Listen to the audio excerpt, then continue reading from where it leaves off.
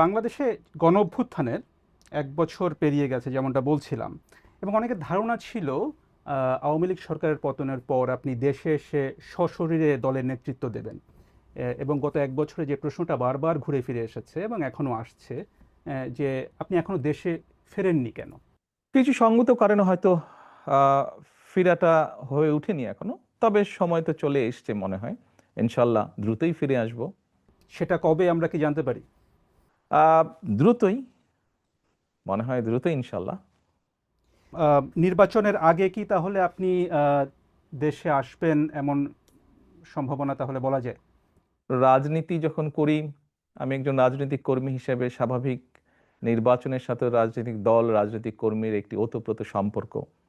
কাজেই যেখানে একটি প্রত্যাশিত জনগণের প্রত্যাশিত নির্বাচন হবে, সেই নির্বাচনের সময় কেমন করে দূরে থাকব?